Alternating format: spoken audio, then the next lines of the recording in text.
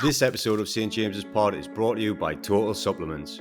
Visit their website totalsupplements.co to discover their range of nutritionist-tested supplements, gummies, shakes and natural extracts.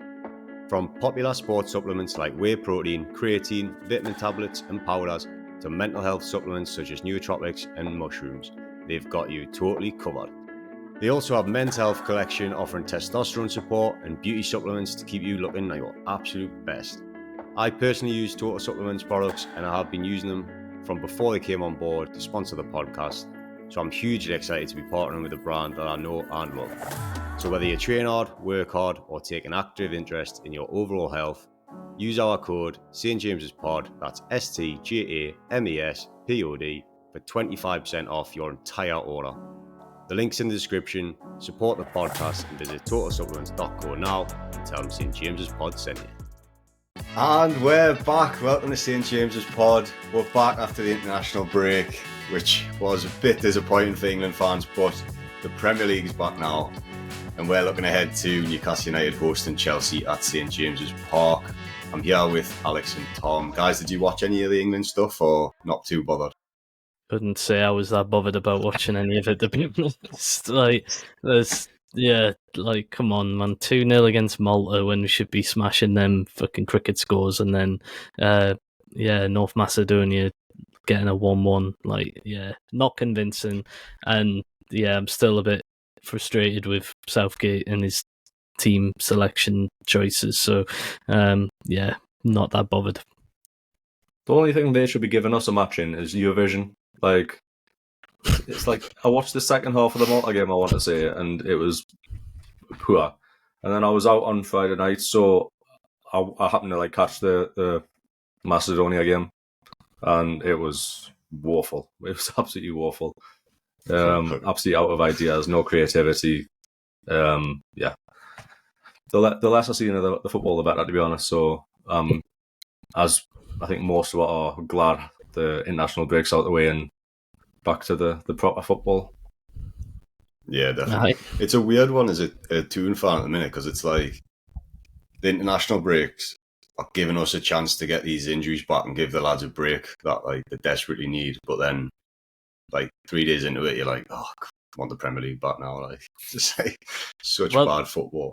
You run the risk as well. You say we get some of the ones back who've been already injured, but we run the risk of a few That's of our true, key lads getting injuries, and touch wood, none of them have come back with any injuries of note. None of them left because they're already injured. Well, we had Joelinton and Bruno Joelinton getting himself sent off, and for Brazil, and it was awful, wasn't it? Awful sending off. Should never have been a sending off, but they could have. It was a feisty game. It could have. One of them could have ended up getting injured, or at least dishing out some more to the Argentinians. But getting some sore knuckles. Definitely. Just glad we're back and can just reset again. Yeah, well, that's the only positive thing about Southgate for me, is that he's not picking Gordon and Longstaff and stuff when they actually need a break. Hopefully at some point they'll get in when there's a decent manager in, but at the minute they're resting up, which is good. And we've got some positive news amidst the injury crisis. So we were just talking, we think we've got Trippier back.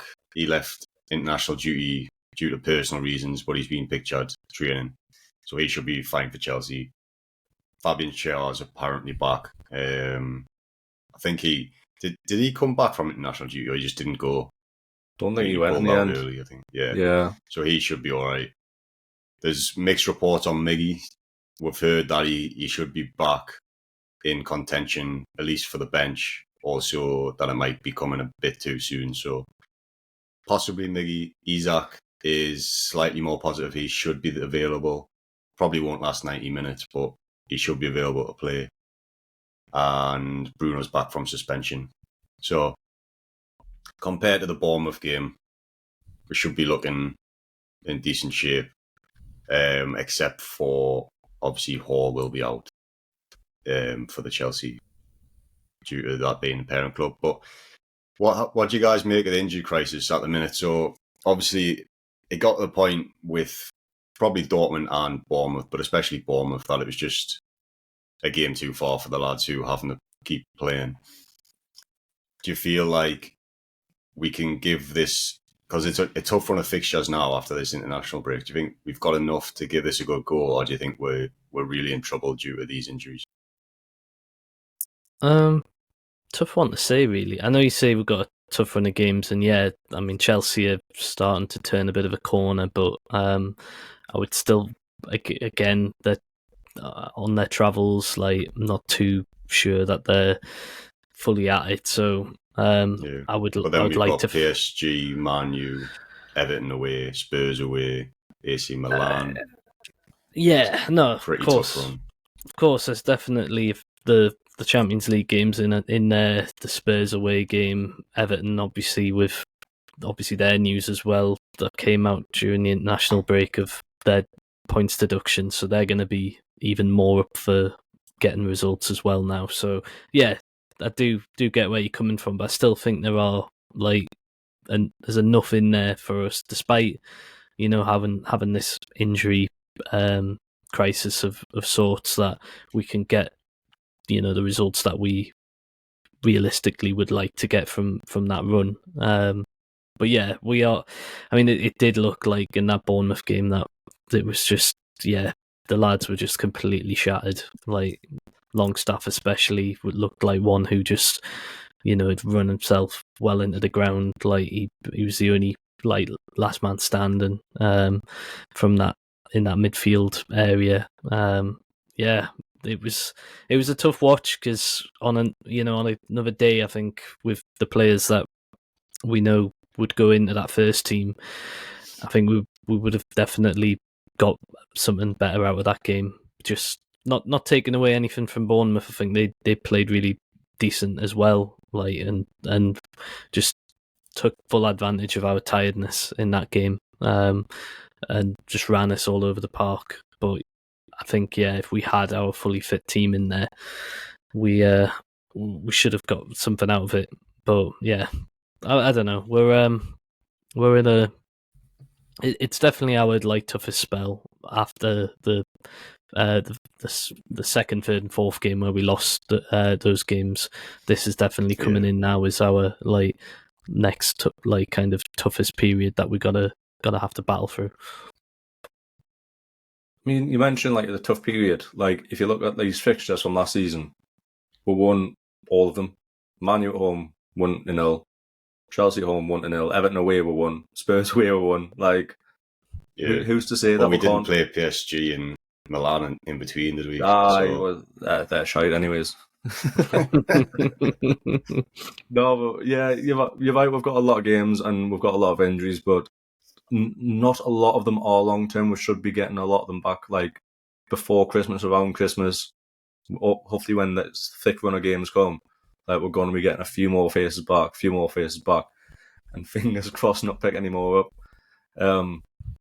But yeah, any game at home, I'm confident we can get a result against. Man U, yes, I know Chelsea are looking a lot better. Man U are in all sorts of problems. I don't care if they've won 4 of the last 5 games or whatever. They were playing pony sides. They struggled to win against Luton. They're struggling by. They're not smashing any teams. I don't like the. They look awful in the wins as well. It's not they like they actually look mate. good when they win. So if you look at probably at least half of their games this season, they've genuinely been the second best team in a lot of them. Even if you go back to the first game of the season, that fucking dodgy penalty that Onana clattered into Wolves player, and they somehow got away with it. They just I think Bruno scored a couple of 90-minute goals as well just to nick them wins. They're just about getting by, and they can't keep it up. And even with players out, I still think we can beat them. And same with Chelsea. I know they've got they're starting to get a few players back. Reece James has come back, and Nkunku's maybe coming back. If they come at us like they did against Man City, we'll tell them a new one on the counter. Eddie Howe, you'll know how they come to play. You'll know they come to attack. We should tear them apart. And if Lascelles carries on playing how he is, then I'm quite confident with defence can do a job as well. So yeah, I'm coming back from this international break full of beans. Yeah, I guess I'm the most negative one here then, because I'm shitting myself, to be honest. No, I feel like this run till Luton, I don't know if it's because there's been so much talk around this this vote with the loans, making me feel like we're desperate for loan players. So we can go into that now. With the failed to pass it through, but for anyone who doesn't really know what we're talking about, the Premier League tried to pass through a temporary ban on clubs loaning players from clubs that their owners also owned or part owned. So it's like a co-ownership thing of passing players between clubs, which has happened since the Premier League started. And obviously there was massive rumours in the media that it was due to the fear of Newcastle United that they were trying to bring this in. They were trying to push in this temporary ban before January. And obviously it didn't pass because there's a lot of clubs in the Premier League that have co-ownership models, the same as us. And were you surprised at all, Tom, that it ended up falling flat on its face when they voted, or like were you expecting it to get pushed through? Could think of one club in particular who would have been absolutely hoping that it would be passed through, and I bet they were lobbying a lot of the clubs, and that would be Liverpool. I just feel like they were probably one of those ones who would not have wanted to see like the ability that we would have had to bring in some of these like loan players from the Saudi clubs. Obviously, there's 3 teams playing in the Saudi Pro League that are affiliated with PIF. There's 4, I think. Is it 4? I thought it might have been 3. The 4 biggest 3 ones. good ones. They're huge ones, like, and they've got some of the like better players there. Obviously, the thing we've got to remember is that the Saudi League is running at the same like time frame as the Premier League is running, so it's not as if they're going into a long period of where they're not playing games. So, like, it's not as though we can just cherry pick them a bit like I think Frank Lampard, that example when Man City were able to bring him in from New York City, and that was because the MLS season had finished, and they brought them in, or was close to finishing, and brought them in January, and we've seen it with Beckham as well in the past. Like, so it's a different sort of scenario, but yeah, you could definitely tell certain teams in the league were fearing what we could possibly do if like our owners just gave the green light to just make that transfer happen, that loan move happen for, say, Rúben Neves, for example. Like, then there'd have been teams in uproar. But so I would say I'm not surprised though, like, because like I mentioned, those teams like Chelsea and Man City and Man United as well, like their new part ownership that they're going to be having with Jim Ratcliffe coming in. He already owns Nice in France, so top League One side over there. So yeah, there's plenty of teams that would not have wanted to see that through. So yeah, not saying I was surprised to see it fail, but obviously happy to see that be the case. And yeah, whether or not we utilise that loophole, we'll have to see. There was always that talk, wasn't there, when in the summer when Neves left Wolves, there was already kind of some like rumours and murmurings of like, oh, he's just going there temporarily and then he'll find his way to the Toon, and it was just a way of us trying to circumnavigate FFP. Whether or not that comes true or not, we'll see. But yeah, so obviously certainly one of those players that are playing in those Saudi teams that we would desperately be looking at for a temporary deal, considering the Tonali suspension and the injuries that we keep picking up in that position. So yeah, excited to see if something does pan out with that now that we have got the green light. See that Neves one? It's a funny one because the majority of the players who've went over to Saudi are like early to mid-30s, like tail end of the career, going up for a payday. Benzema, Ronaldo, Henderson, Fabinho, like all those. And then you've got Neves, like in his peak, mid-20s, like looking really good. So it was one which raised question marks why he went out there. But like, I'm sure there's been reports come out that like he himself, he's not went over there to then get loaned back. Like he's not interested in like a loan move or permanent move back to Newcastle in January. It's just like the papers and well, the cartel, the big six in general, are just terrified of like any kind of thing. So when this vote got sort of failed, the first thing you see on all the newspapers, Sky Sports News, it's Newcastle United. It's like who they're going to sign. Got all the photos of them all up. Like they just shit themselves. But as you said, I think I want to say 11 or 12 clubs in the Premier League who are affiliated with at least one more club. So even though the press seemed to indicate that it was going to pass and we were going to get this temporary ban instantly, if you actually thought about it, you're like, clubs act in their own self-interest and that's it. They don't give a fuck about anything else. Like if a club has got another club that they can do it with, then they're not going to stop it. If you look at Chelsea, how often do they loan players to Vitesse? Like same with Brighton with Union Saint-Gilloise. Like Mitoma went there. They've now got like another young'un over there. I think whether or not they might have went there lately to go for a season, play that full season, come back, and then they look really sharp. Why would they vote against that? They're developing their own players like for free. Like they might be paying their wages, but they'll come back full season under the belt and look how good Mitoma looks now. Are Brighton going to stop that? Of course they're not. Like, so if the more you think about it, the more like you shouldn't be surprised that it's went through. And to be fair, you're saying you're happy about it. Like, I'm quite indifferent because I'm not sure whether we're actually gonna do that. The outrage that'll happen if we actually sign or loan a player from Saudi now, it's probably not going to be worth like the amount of fume that we'll get. Like, so I just don't know if it's something we should be doing. Like, and what do you think about Ashworth? Like having this, he hasn't spoke really in the public eye at all since he signed. Yet he purposely went out and had an interview with the press mentioning about these kind of deals potentially happening. Why would he do that? Like throwing like almost like a red herring out because he knew. He's so clever. He's so calculated. He knew. He mentioned that in the press, and then this vote happened weeks later. Yeah. What's he planning?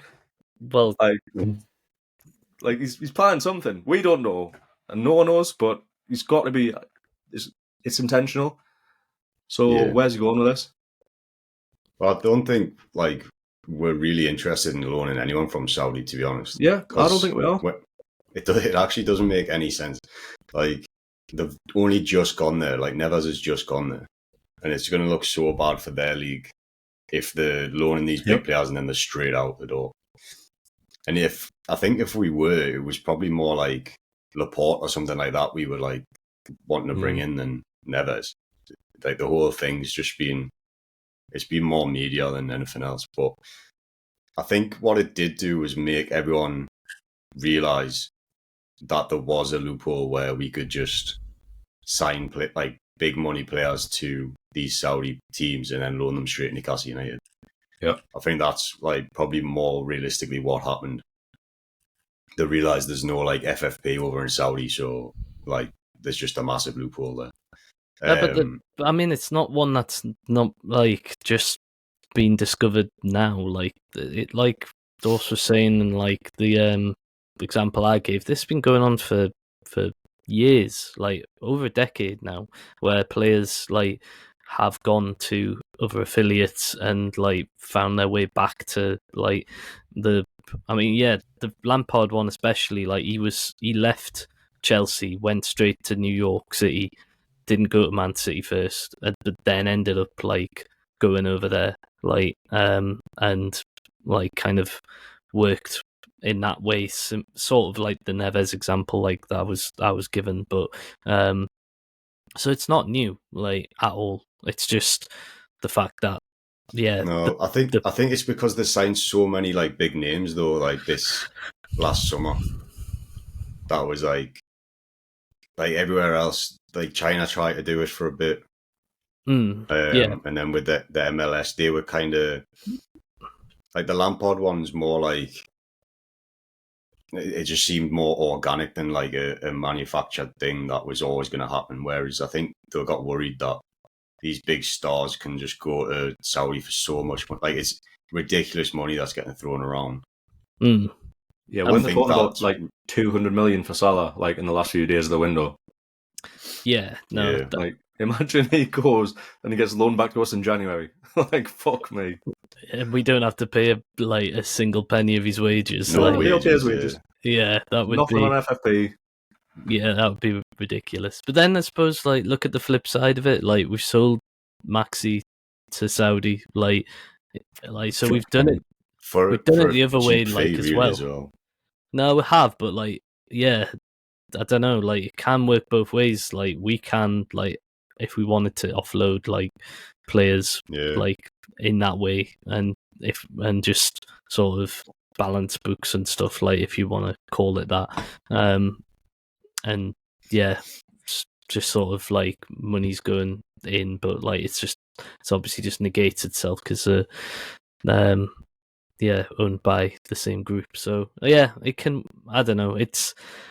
I know what you're saying though. The media have obviously stirred it up loads. Like, I mean, I'm saying like I'd love Neves. I'm sure you guys would as well if like if it did somehow transpire. But I get what you're also saying, that it wouldn't suit the player. I wouldn't imagine like at this point, and unless something like crazy happens, like, and he just doesn't like being out over in Saudi anymore. Wasn't there that player who left Celtic who like had a major falling out weeks after, like Jota or something? Jota, yeah.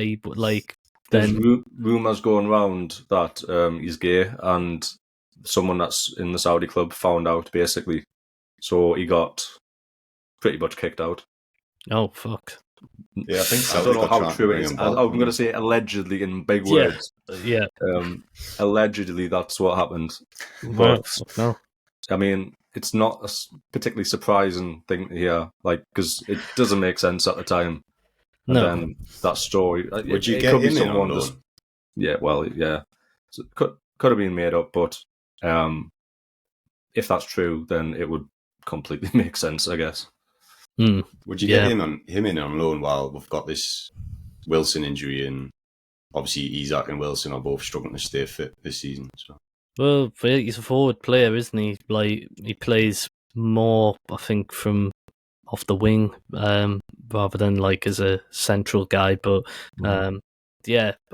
we are light with injuries, like, so it would be another option to be looking at. I definitely think that, whatever Ashraf's doing, like if he's throwing red herrings about Saudi, he's looking at some other options, like as in that position up front, and I'd like to think also like in centre midfield as well. But it's whether or not we've got the ability to. Like, I know there was also another deal, wasn't there, that vote, that was put through about sponsorships as well at the same time, and that one also failed. So it was regarding whether or not you had to have a matching deal for sponsorships up to 3 deals for the same. Well, I think you've got to show a fair market value at the minute. But what they were trying to do is make it even harder to like show that you had to have 3 other deals whereas now I think you can just give one and be like, it's fair market value. Yeah. And that vote is actually, in my opinion, much bigger for us. Like, it's much better for us that one didn't get passed through than the loan one, because in my opinion, we weren't really going to utilise that loan market anyway. But the sponsorship one, obviously, that's the biggest thing for us at the minute, really, is getting that money in. Yep. I know you were mentioning, Alex, that I think it was a similar number of clubs voted against that one as well. So yeah. So I think it was the same. Does it surprise you that there's so many voting for it? I guess the clubs near the lower end of the league, like, it's probably negligible, like, what they can get for sponsorships. Like, I obviously don't know exact figures, but say like about like 15 million for front of shirt sponsor, like, and they can get like sort of around that ballpark. Like, it probably doesn't really matter to them if they need a few more offers. They'll probably get them, as opposed to ones like ours, like further up the league, when it gets to like sort of Man Cities and that, which is like sort of 50, 60 million, and they're going to sort of get inflated a little bit extra. Like that 5-10 million could be a lot, I guess. So I'd assume that's who voted against it, more the smaller teams, but I don't know.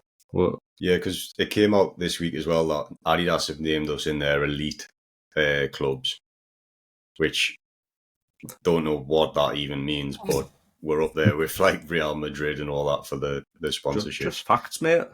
But that if they deem us like in that way, they're gonna be willing to spend that little bit more because we want them in our elite clubs. Whereas like Nike or whoever, you go to them, they'll just be like, well, we'll give you a decent sponsorship, but we're not going to make you like, we're not that desperate for you, so we're not going to give you that much like to match the Adidas one. And obviously, like we were saying, Castoria and all that, like they can't afford to. So it would have been quite hard for us to get 3 more deals of the same. I don't know if it had to be exactly the same or just around that ballpark or what, but yeah, it definitely makes it so much harder if you've got to come up with 3 other ones.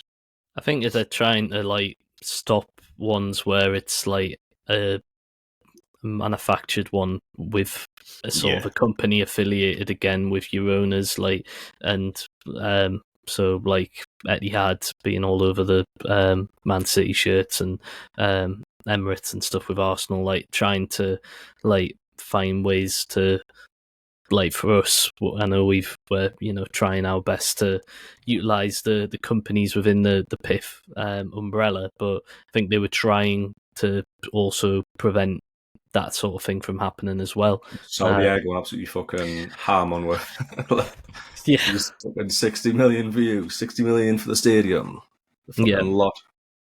No, exactly. So yeah, no, you're right. I think that is like very, very important that didn't go through to help in our growth. But then back round to my point that I was making around Ashworth and January signings, then I don't know whether or not these deals that have been announced will like help us in the very short term yet, or if we're still kind of still hampered a bit for January to be able to open the purse strings up a little bit. So yeah, he's got to have to be creative again, like in terms of whatever he's going to bring in, if it is short-term loans or more of these like Lewis Hall structured deals, then yeah, just whatever he was doing. I think you're right, Dorset. It did sound like he was throwing some red herrings out there, trying to catch some of the other teams out a little bit, and he fucking caught the lot. oh, he went fishing and got a trawler out there. It's either that or he already knew it was coming, so he just alluded to it. But yeah, either way, like I think it's all been positive for us. But if we're talking about January, what would you predict we're going to do in January? Because my worry is like we've got quite a few rumoured like players back around that December, Christmas, January. So my worry is that we're banking on that and we're not really going to push the boat out as much as all the fans are kind of thinking we might. One player, Marcus Leonardo. We need him in. Brazilian, played for the youth teams, plays for Santos. We need a striker in. We know Wilson's had a bad injury record, even in his younger days. He clearly can't stay fit now. Like, he's out for another potentially 6 weeks. Isak has been up and down with injuries since he signed. So I know Eddie Howe said like, oh, we're not going to get another striker in the summer. I think now he might change his mind. Like, I think we need another striker. So I think we'll definitely get one of those in. Botman, as we know, he had a setback, and then we basically find out that he's got maybe fluid on his knee, or if it swells anymore, then he needs surgery. and that'll be out for potentially the season. Obviously, if that happens, Yeah. we will get another centre back in, probably a left-footed one. So Yep. I think there's a few variables on it, but I genuinely think we will make probably at least 2 signings because, well, we're desperate. We need it. Yep, definitely agree. I think it was, fair play to the young lad who, had to come on in the Bournemouth game, Parkinson. But we cannot be expected to have to rely on, too many of the youth players at this point. I know we've championed the Lewis Mileys, and I thought he had a very good game against Bournemouth, Miley, but not every player is quite ready to just step in into the first team, and I think that was evident. And I just feel like, you don't want to put too much pressure on those lads anyway to have to come in, and some of our fan base are a little bit short-sighted in that. You've seen how Trippier had to go over and have a word with a couple of them after the Bournemouth game. You can't be expecting loads from these young players. So I'd hope that the powers that be recognise that, and they bring in maybe 2 or 3. I think the positions that you mentioned there, Dawson, and a centre midfielder. I do think we just need it. The amount of times we're going to end up with Bruno suspended maybe again later in the season, or Jolin suspended. Longstaff will get suspended. Look, we'll have, even if they stay fit, they will get suspended, and we're going to be missing them, and we're not. And we've already got Tonali. Obviously, we know all that.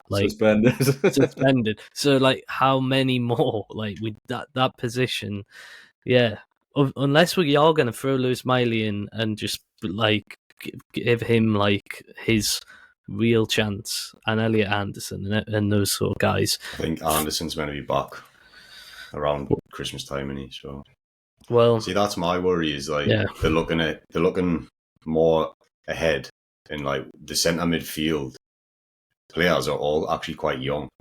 There's not anyone's going to retire out of that position anytime soon. So if we bring one more in, then Tonali comes back next season. Mm-hmm. It's then it's suddenly a bit too many players. So if we could just loan someone like Rúben Neves till the end of the season, though, until Tonali comes back, ready-made, isn't it? Yeah. I think the Phillips one's interesting. Ready-made, yeah. Oh god. But with the striker as well, he's obviously mentioned quite a few times that Gordon is that kind of third option for a striker, and it's just not really worked because we've had so many injuries on the wing as well. So he's so isolated against Bournemouth. Then Barnes is meant to be ahead of schedule, so we could see him before Christmas as well. So then I'm just a bit worried that if we do see these players coming back in, then they'll go, oh, actually we're all right. Maybe if we get through the Champions League and we know we've got those extra European games, maybe they'll be thinking differently. But if we crash out, they might be oh, well, we've got one less competition, we've got players coming back. Maybe we just, because January is such a shit window, I think they'll try and avoid doing as much as possible. We've been pretty good though. Last couple of Jan windows, think about it. Gordon came in last January. I know he didn't hit the ground running straight away, but he obviously has this season. But still, it was obviously a good move to bring him in at that point. Yeah. It was a bit circumstantial though, wasn't it? Because he fell out with everything and stuff. So it could be like that again, where if the circumstances allow it. Which is why I mentioned the Calvin Phillips one as well, because that seems like it's primed for him getting away. So if that's available, we might trigger it. But I don't know if we necessarily want to be making, when we're talking about strikers, I'm not sure we want to make a striker purchase in a January window. But it just depends how they feel going into the rest of the season. How are we going to push? So I'm glad you guys think we're gonna sign players, because I'm just a bit worried that we won't. The So thing, you think we're going to lose all the games, we're not going to sign anyone, I and never said we'd lose the games. crash out all the cups. yeah, exactly, yeah. But you got to remember, like, this isn't like seasons gone by where we worried about like signing the wrong player because then we'd be, say when we were fighting relegation and we were saying we need to sign a striker, and like we've had bad Januaries where we brought Luke De Jong in, for example, and he fucking didn't do anything. Said Dumbier didn't do anything. Like, yeah, Emmanuel Riviere didn't do it. Like, yeah, those type of players and those circumstances that we were in back then, completely different to what we are now. Yeah, we can take, I think, a bit more of a risk, and if it doesn't pay off, then fine. Like, we're not in a relegation battle. Like, yeah, we've got other targets that we're going for, but we're obviously still early in our like journey and things.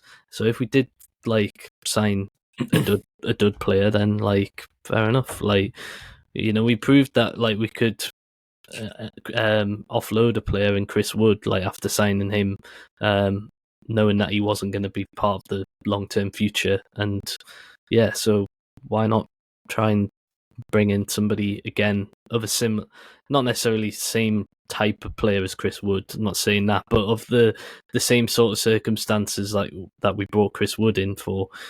I don't see why we can't do that again this January, and like just bring in a stopgap, or the stopgaps might even turn out to be brilliant and be long term. But like, yeah, I think we need to just change our mentality a little bit on taking a bit more risk in the transfer window. Well, hopefully you're all right, and we'll see some new faces in. It's always exciting, and it like even like when we get linked with players who you've never even heard of before, and you're like, oh yeah, then you like watch a few YouTube clips, and you're like, oh, the mint. What even like better? really, You sign a wonder kid on Football Manager, and then we get linked with him, like that Leonardo, Yeah. and he's fucking class. Oh yeah, Footy Manager's never That's even wrong. better. just quickly before we move on, would you like to see us loan players from Saudi, or would you like us to purposely avoid it? I would, but that's fucking morals. no. I honestly like I've like said examples before. Like, other teams have done it in the past. I don't see why we can't. Like, and again, like, yeah, I love it when you see the other fans get absolutely riled by things that we do. Like now, like, yeah, let them be riled. Like, we'll sign who we want. Like, so, yeah, I've got no problem with it. Unless the player like clearly doesn't want it, then again it comes down to the same things that we've had with like Eddie only signs the right sort of character and stuff. So if the right character's out there in Saudi right now and we can do a deal, then get it done. Could you not argue that the right characters would not be going to Saudi to play football? Like, what kind of players going to Saudi for the right footballing reasons? Yeah, I know what you mean, but I mean it's more postage stamp, please. Yeah, there's Eddie doesn't always look at that though, does he? He looks at like personality types and like that like sort of thing. But yeah, I know what you mean. Yeah, there's no like morals about going out there. It's when the paycheck is that big. I think the key thing is like we won't actually be doing anything wrong by doing it, because the only thing like people can complain about is if we'd done the long game and like purposely signed Neves, and then waited till now to get him. But it's like clearly we're only doing this because of the Tonali situation. Like, we're only linked with him because of the Tonali situation, which we didn't know about. Otherwise, you wouldn't have signed Tonali. So it's like we would have signed Neves. Yeah. Wouldn't do that to us. Yeah, in that case, I'm kind of like, I know like we're not utilising a loophole, which I don't want us to do that anyway. So like, I'm happy with us doing that. But at the same time, I get like it. I do get sick of the media like slating us basically. So if we can bring in somebody from somewhere else, I think I'd rather just do that and just avoid the Saudi links, especially like from the teams we own. Maybe if because I know there's other teams out there that have got some big players that we aren't affiliated with, but I think it would still get a lot of media attention. Of course, people wouldn't care. Like, genuinely, people wouldn't care. People would say Newcastle United, Saudi club, like, and I'm not sure whether it's worth it in my opinion. Like, it's probably the other players out there that we can get who are the right characters, right players, who will have done our due diligence on, like, from a long time ago. Probably when we're looking at Tonali, we've probably got a list, and Tonali was on that list, and we've still got a handful of names that we wanted to sign. Could just go for the next person on the list. Like, fuck it, spend another 50 mil. Let's go.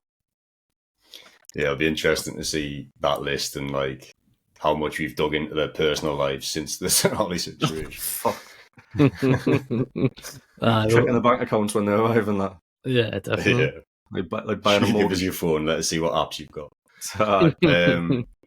Just quickly before we move on to Chelsea, there was that what was it called, Tom? The club had like a engagement thing. I think it was like We Are United or something. Yeah, first like fan engagement, and they had Amanda Staveley was there, Aaron Eales was there, I think Eddie Howe even was there, just on like a panel for like selected group of fans that were able to attend. Like, and yeah, I think they've got some other ones coming up in the new year, but yeah, I think there was certain topics talked about, obviously long term and short-term plans for the club on and off the field. But yeah, one of them, obviously, which we talked about before, was around like the stadium and like plans like that might be underway on that, and even talk of maybe a new stadium entirely. So yeah, not sure on like the specifics of that, but yeah, that obviously interesting. It's obviously nice to see that like our you know, the big heads of it are being continuing their like engagement with the fans like they have done ever since they came in. That's rude. the heads of Darren Eales has got quite a meaty the head, big though. wigs, the directors. Wait, Amanda Steve, not wrong with her. What about Darren Eales? So yeah, like some interesting points, but Big heads. Yeah. I knew what you were getting at, but you weren't quite there, were you? So yeah, stadium wise though, like it's obviously something which a lot of fans are keen to hear a bit more about. Yeah, there's something interesting that I heard actually regarding the Euros that are coming in 5 years' time. Obviously, Newcastle in St James' Park has been put down as one of the UK and Republic of Ireland stadiums that are going to host games, which is class. Can't wait to see some games, hopefully, because it'll probably be balloted or something like that. But it's interesting to know that Old Trafford isn't on the list, because obviously the stadium's obviously it's been widely reported it's literally fallen down, and they couldn't guarantee that the stadium would be open in 2028 for whether they're doing refurbishments or rebuilding or something like that. So that would indicate that Newcastle have guaranteed that St James's Park will be open, running full capacity for the Euros in 2028. So if there are like a new stand being built or expansion, new stadium, whatever, it'll have to be done in time for the Euros. Obviously, it's 5 years, it's a long time. That can be completed in a couple of years, but it's interesting that was a reason why Man U wasn't considered, but St James' Park was. So it'll be interesting to see how that is going forward. I know we are obviously consulting with everyone we can, I think, with regards to building a new stadium or extending the stadium. So I think if that's going to happen, it's going to happen as soon as we can, really. Be nice if we can like get our stadium up to the levels of. I know the other ones that I mentioned were was the Etihad in there, and Everton's proposed new ground if it ever gets finished. But those two actually would still be a bigger capacity than what St James's is now. So it'd be nice if we could up it to that standard at least, and be maybe the biggest ground like in the north of the country, hosting games for that tournament. And that way it would hopefully attract some of the better games as well. And also improving the quality of, like, say, the concourse. Like, if you look at the other stadiums which are in Tottenham Stadium, Wembley, Brandywell Dock, obviously, the Etihad. I think there's Villa Park, I want to say. And then you've got your Hampden, Millennium Stadium, and I think there's Republic of Ireland, Northern Ireland. So, obviously, most of the English ones are quite new grounds. Like, some are going to be brand new, like Tottenham, Everton. City's still quite new. Wembley's still fairly new. Like, our concourse is old. It's a bit grey. It's a bit concrete. In the strawberry corner, our bar is a tuck shop, basically. So it'd be nice for that to be a little bit higher standard if we're getting international fans in. Oh, definitely, yeah. Like having a major tournament and having all those Big deal. Yeah, foreign fans coming in, they're gonna want to be wowed, and I think that's a positive, to try and push some of these plans that we've talked about before of maybe up in the Gallagher, and trying to do some engineering of the East Stand, to try and get above the list of buildings behind. So hopefully they've got whoever they're talking with can get the ball moving with that pretty soon. That would be good. And the only thing with the 5-year thing is I don't know if that necessarily rules out a new ground, because obviously they could just start on a new ground and then keep St James's open for the Euros. But I think we're all hoping we extend rather than make a new one. So that it's either it's going to be a long time before we start it, or it's going to be done within 5 years. So that's interesting. All right, let's move on to Chelsea then.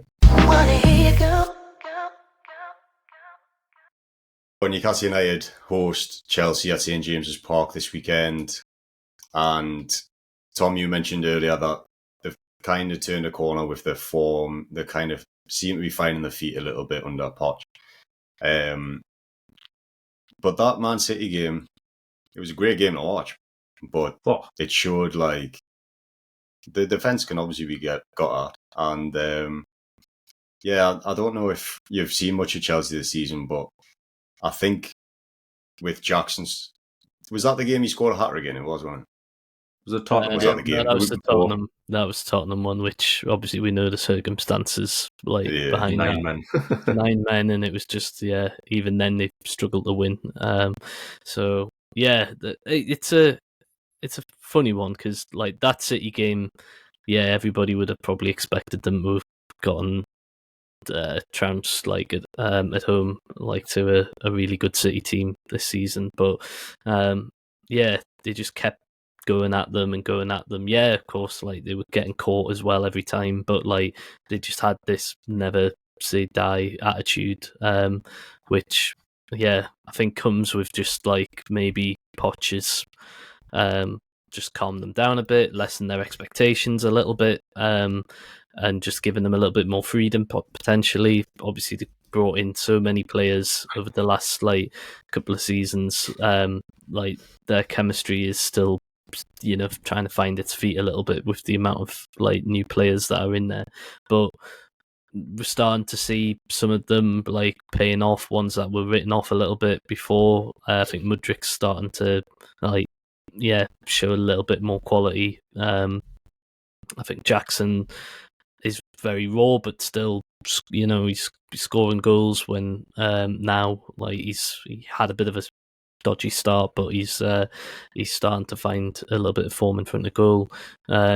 Obviously Sterling, like I know he gets overlooked by Southgate, but he's still like putting in decent performances here and there. But they are still quite an up and down team.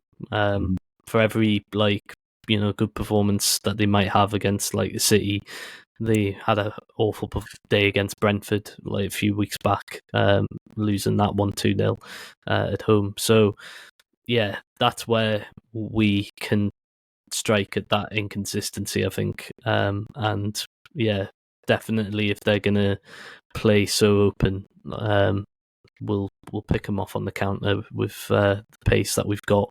And yeah, that's just kind of how we've preferred to play against teams of this nature that come to St James's. So yeah, I'm feeling pretty confident.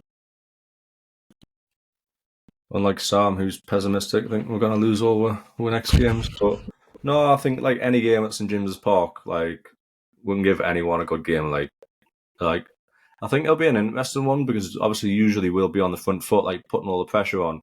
Well, that's what they've done so well in these big games when generally they've been on the back foot against Man City and Tottenham. Like they've been pressing really well, and like at the centre of that is Conor Gallagher. I think like a lot of like people who don't really watch him, like slate say Southgate calling him up the England squad, like it's Conor Gallagher. Like what's he getting called up for? You watch him in these big games. Man City's best player, maybe outside Haaland, Rodri. He's been unreal for a lot of time. Conor Gallagher just fucking wouldn't let him go. Bissouma has looked great for Spurs this season. Conor Gallagher was pressing so high, wouldn't give him a minute, wouldn't let them get in the rhythm. And like you can guarantee he's going to be exactly the same on Bruno, so we need to like watch out for it because he's going to cause problems. Obviously, you've got like Cole Palmer's coming in with like good form. I know he's only scoring penalties, but he's been a lot better than that like Lincoln play. Sterling, as you said, looking fantastic. So they can cause a lot of problems, especially if we've got a bit of a makeshift defence. Like we know Lewis Hall can't play. We don't have any fit left backs, so Trips or Livramento is going to be out there. And I'm not a big fan of like either. To be fair, even though Trips does do a job for England, he's so much better when he's on the right and we can focus like attacking down that side. So yeah, I'm not going to say I'm as optimistic as you or as pessimistic as Sam, but it's going to be an interesting game either way. And right, you said it right. You dug your own grave. But yeah, I think it will be an interesting game, and I feel like it's been so long since I've been at a Newcastle game now. It was Dortmund the last one I was at, so I'm looking forward to being back at St James's.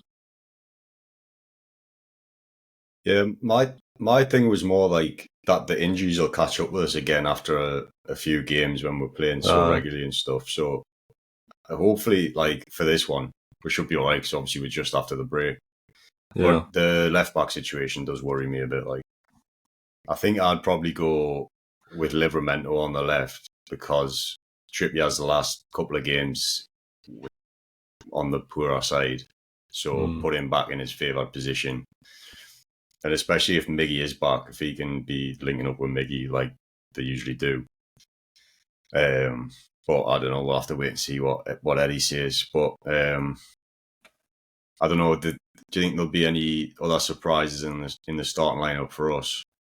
Or do you think it'll be Isak up top, Gordon goes back to the left, and then the usual sort of midfield? Yeah, no, I think you're right. I don't think there's going to be many surprises. It's just at this point, just whoever's fit, like, and if they're a first team player, yeah, just they're going to have to just go straight back in, and yeah. So no, I can't see like many big surprises in that front. Obviously, just good to have like a few guys back that were missing in the last game. I was wondering if we might see Willock, Joe Linton on that left side, like we had last season, and maybe we utilise Gordon on the right, or we start Gordon up top if Isak's not like 100% back to his best. But then you feel like if we're playing a out of position left back, Gordon's probably the guy you want on that left side to give him a bit more protection. Although Joe Linton does that well as well, I guess. Yeah, no, he definitely does. And yeah, so yeah, maybe Joe Linton or Willock play off the left maybe, and then I'd prefer Big Joe like kind of moving off like the left side of the midfield to like cover, because I don't think Willock's necessarily the best at doing that personally, but there's obviously, we just have to wait and see what Eddie says in the presser just to confirm on the statuses. We're just sort of second guessing, but I think we're definitely going to look stronger than we did against Bournemouth in the lineup. Just hopefully it's enough to be back to our usual best at home. Yeah, obviously, like Bruno being back, like we all know the statistic. We haven't won a game when he's not been in the side. It's like ridiculous. So, but I think injuries will dictate like a lot of our starting lineup. Like I know Miggy may be back, but hamstring injury, like we've had a few players come back with hamstring injuries. We've tried to rush them back, and they've had a reoccurrence of that. So I wouldn't be surprised if what Sam said, Joe Linton, Willock out left, and then Gordon on the right. And as you mentioned about Joe Linton with his defensive duties, I remember against Saka last season for Arsenal, Dan Burn was getting absolutely battered in the first 5-10 minutes.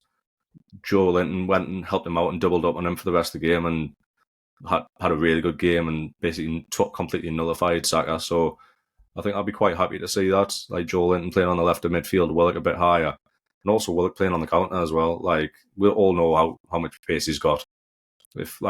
If got him and Gordon on the wings, even if Isak's not like doing as much running as he normally does, then they'll happily like get in behind.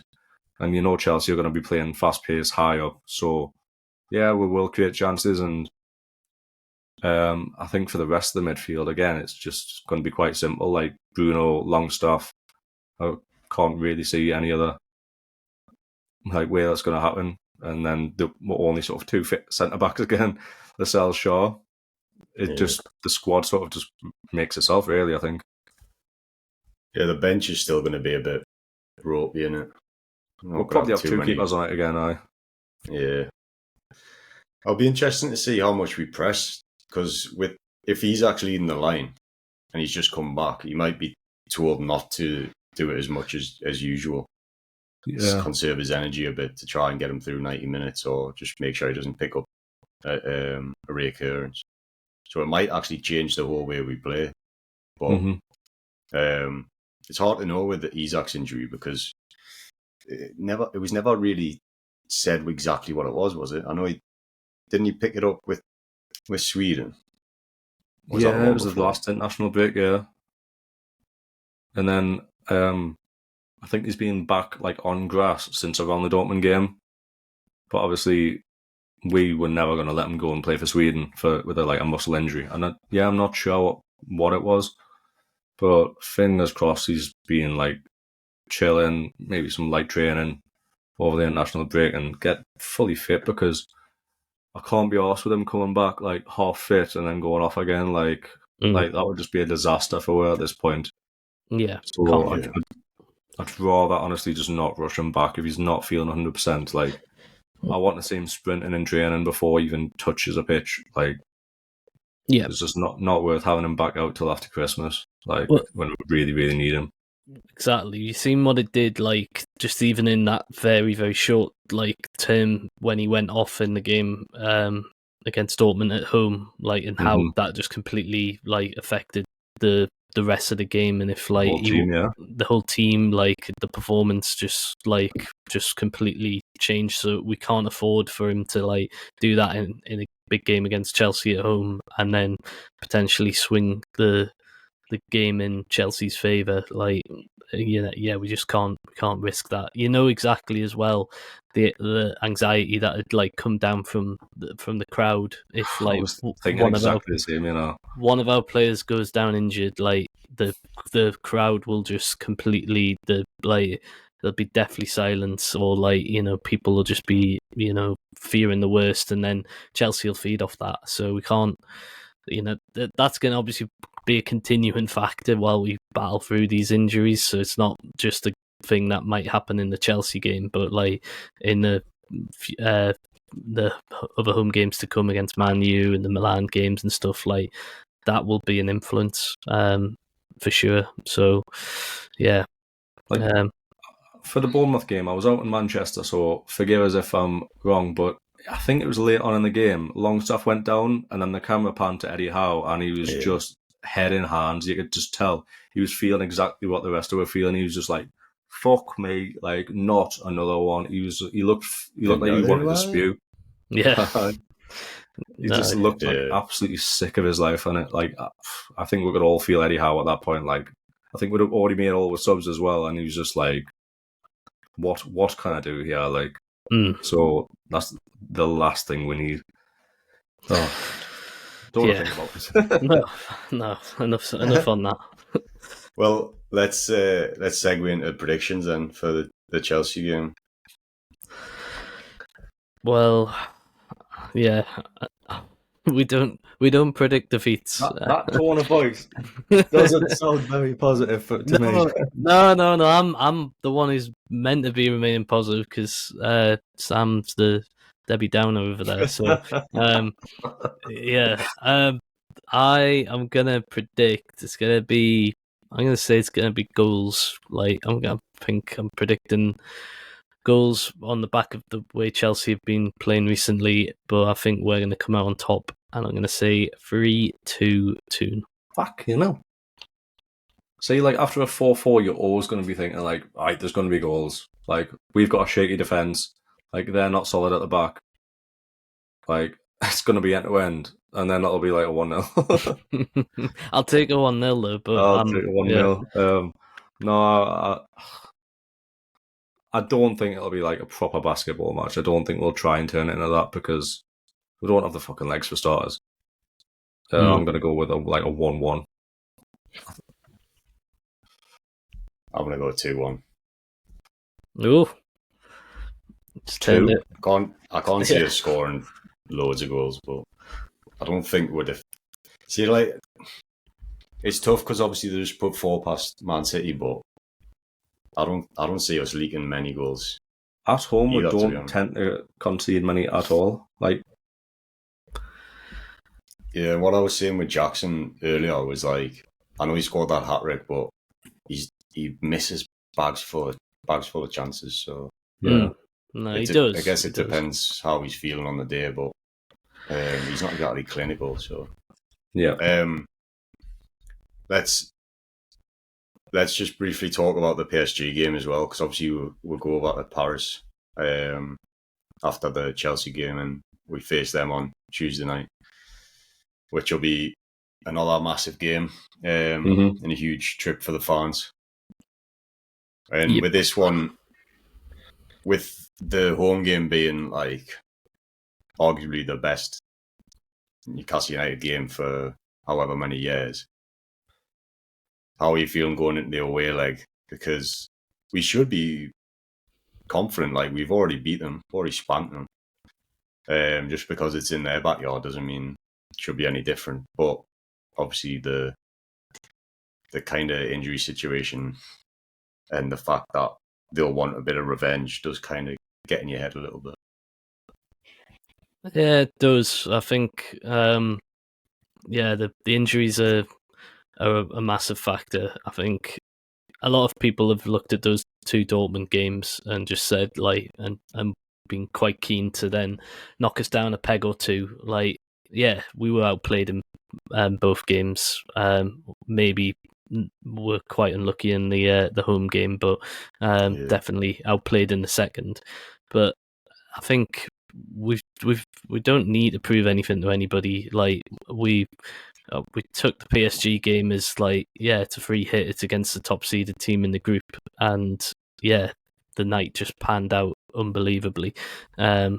Maybe it was a one-off, but I mean, if it was, it was. But I think we just have to try and go into the game again in that manner. Like take it as a free hit opportunity. I know there's obviously a lot riding on our future in the competition. That if we were to lose that one and results go against us, then I think we are eliminated from the Champions League at that point. I'm not sure fully on the permutations, but I know we've talked about, like, do we want to continue our European journey in some way this season if it is to drop into the Europa, or do we just look to bomb out completely and just focus on other competitions? I think a lot of fans would be of the opinion that they want to keep Europe going, whichever way it be. I don't think we go into any of the games trying to, like, let's say, go into the PSG game looking to get points to finish in second or third, like whatever it is. Like, we just go in and just do what we can in that game and then just take care of business after that. And it probably comes down to that Milan game anyway, if we are to finish like anything other than fourth in the group. So we just gotta go for it. Just do what we can. Like, I really just don't want to like put any pressures on the players like who are available to try and replicate the same result that they got at St James's, because it's just not going to happen. Yeah, it's one of those that, like, obviously the games that we've struggled in the Champions League are the ones where the atmosphere has been like a bit overwhelming. I know, yeah, personnel has been a problem as well, but both games against Dortmund, their fans were like ridiculous and our fans were a bit flat. Let's be honest. We need to probably quiet them down a bit. Like, literally, if we can give it like 20 minutes, half an hour, that's when St James's like gets a bit tetchy, a bit nervous at home. Like, I think if we can hold out for that amount of time, we'll quieten the crowd, and then we can come into the game. As long as we don't concede early, I think we've got a good chance. And if we come out of that game with a draw, it's not the end of the world. Like, if we like need a win going into that last game in home to Milan, like, honestly, I think we've got every chance. So, as you've said, we've spanked them at home, we've embarrassed them. They're going to be coming for revenge, but like, we've shown like 11 players on the pitch, like, we can match them, and we can, well, more than match them. So we'll see what happens on the night. Like, I'm not saying I'm optimistic, I'm not saying I'm pessimistic, but let's just enjoy it, you know what I mean? Like, these games, like, they haven't came on for us in 20 years.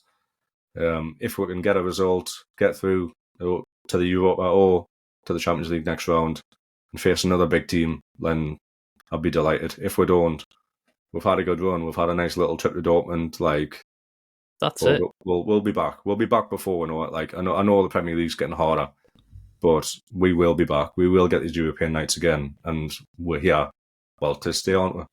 Well, yeah, like, I think that's where people need to just, and I don't think it's necessarily Toon fans, like, or maybe a small minority, but it's like just these like other, like, the media and other fans, like, who are sort of very single-minded, like, and they just see like, oh yeah, 2 back-to-back defeats, yeah, put you back in your place, sort of thing. Like, we never thought like we were gonna do anything in this group. Let's be honest, like, we've got the toughest group out of the lot, and yeah, we've managed to get 4 points out of 4 games so far. Like, and I think that's probably a few more points than I expected personally. You know, so. And the games, yeah, we've been good. Like, obviously, we'll never forget that PSG game, the Milan game. Like, for the first game back, like, and a tough away trip, like, for us to come away from a point with that, narrowly losing at home to Dortmund in a game that on another day we could have got a point or more out of, and then yeah, right, we got well beaten, like, comfortably in a way against Dortmund. But I don't think anybody has ever said that we were trying to do anything like necessarily in the Champions League this season. But what we have done is brilliant so far, and I have credit to the players for what they've done. So I'm not gonna like be upset if they end up losing badly against PSG, as long as it just doesn't have a lingering effect on them. Like, that's what I wouldn't want to happen. But I mean, they could obviously go and lose. Like they can easily lose heavily at PSG. They've got world class the players. best player in the world. They've And got easily. Like we could end up being on the wrong end of like a same 4-1 defeat that we gave them. But as long as they don't like get too downhearted and everything about it, then that's the main thing. no, but that's where I'm at with it. It'll be really Couldn't agree interesting more. to see how they set up against us, because they're set up horribly in like our home game. The way the formation was and stuff. And then we've seen how much their heads get down when they get scored against. So I'm not like too pessimistic about this one. I think, like you say, we've obviously like had a good showing ourselves. Like proud of what we've done so far. The Dortmund home game was like it was a really good performance, and like we could have easily won that game. I think we deserved the draw. And then even the away leg, like we only got that second one against us because we were pushing so much for the equaliser. So I mean, there's absolutely no shame in that. Yeah. So I think the lads should just go into this one pretty confident, and it's like just enjoy it. Do you know what I mean? Like same as the fans, just enjoy it. That's what we like. A lot of people were excited when we got this group, rather than being like, "Oh, it's the group of death. We've got no chance." Like we were excited because we're getting these nights. So it's going to be huge. But I still think we can do something. The interesting thing from our side, I think, is how Eddie like shuffles the squad and stuff, because with so many players being out and having Chelsea one side and then Man U the other side. Yeah. But then we just beat Man U with reserves at their place. So you'll probably just go all out against PSG and then play whoever's fit against Man U. So do you want to do a prediction for the PSG or? Why not? We might as well. Yeah, I'm all right. Okay, I was calling you a Debbie Downer, but I'm gonna predict a defeat. But get him off.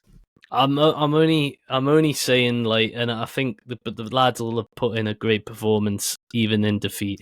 But I'm gonna say we'll lose 3-1.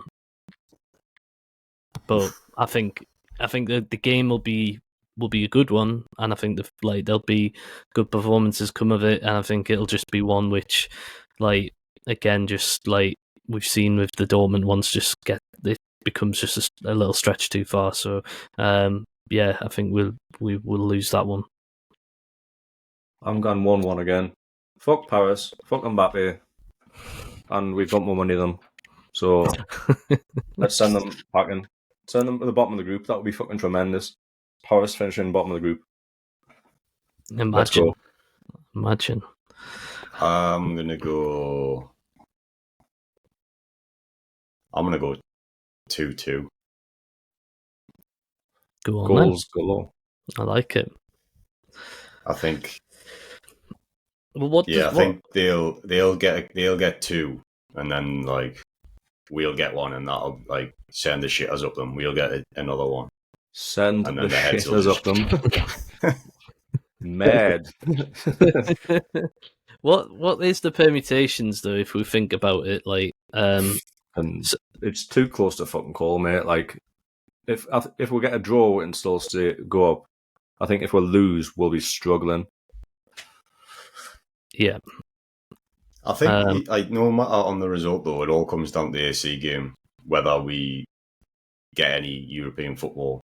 Yeah, I think if we beat AC, then we should get Europa League at a minimum. Well, if Milan beat Dortmund, that puts them onto 8 points. And then obviously if we then lose to PSG, PSG are on 9 points. Dortmund then would be third on 7, and we're still bottom of the group on 4 points. And obviously the head-to-heads with Dortmund would be wouldn't even. So we need really Dortmund to do us a favour and beat Milan to just kind of keep them at bay, and then go for it. But I mean, I think the bookies probably will have Dortmund and PSG as like both favourites to win. I think Dortmund away against Milan. Yeah, they are.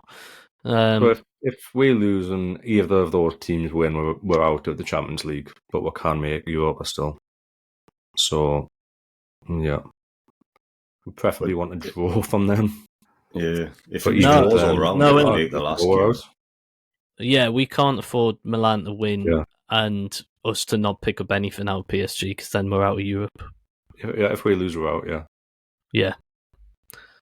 Or not necessarily because I think... No. No, because if we drew with PSG, then PSG lose.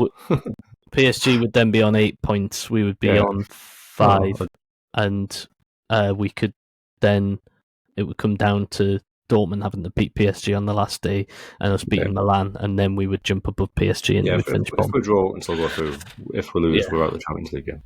Yeah. So we're not going to lose. Yeah. Well, that was some quick maths for the pod. Quick, terrible maths. Yeah, horrible. Don't rely on me for maths. Just as clear as I was before we started. We just didn't it? All right, well, yeah. I mean, 2 great games to look forward to anyway, so I'm guessing you're there this weekend, Alex. Yeah, can't wait. Honestly, can't wait. I dodged the power strip. I didn't fancy that too much. Yeah, do you think there'll be a lot of trouble over there? There probably will be. There was trouble. French football fans. When the English went over for the Euros, there was bother. I think even when the English went over for the rugby, I think there was bother. Yeah, there was. I think and even they notoriously get on. Yeah, there's even just ultras over there who don't give a fuck about football, so they'll stab you up. Well, wasn't it the case that in the Liverpool Real final, like just locals turned up just to fight Liverpool and Real fans, even though they weren't even playing on the day. They just want to. And the police are just as bad as well. Yeah, the police caused the bother with Liverpool getting in the stadium for like no apparent reason. They purposely caused crushes and bottlenecks. Yeah. So not for me. Like, no, hopefully, like there's no bother for our fans, like, and that there's they all come back well from it, like you did from Dortmund. I just minus my bag. Minus a bag and a sore head. Fucking that, sore head and all that. My hangover kicked in when I got back to Heathrow. Jeez. I managed to stay drunk, and because we got picked up from the hotel, it was about 3:30 in the morning. Got a flight from Dusseldorf, and I started to sober up by the time we landed in Heathrow. And literally, as we were taking off back to Newcastle, like I was feeling like I grabbed a sick bag, like I was not in good shape. Kept it down. Yeah, good lad. But yeah, I seen Pete manage to get a few winks in before your taxi picked you up. Not much so. Fair play. I bet there was a few in the same boat though on that flight. Well, flew, mate. Awful. Hey, on that note, follow us on social media. Follow the podcast. Like us on YouTube. Hit the notification bell. Subscribe. All that good stuff. And we'll be back after PSG. And we'll be looking ahead to that Man U game. And hopefully no more injuries. Hopefully some players back. And hopefully some points in the bag. So, we'll catch you then, and we'll see you next time. Wanna hear you go?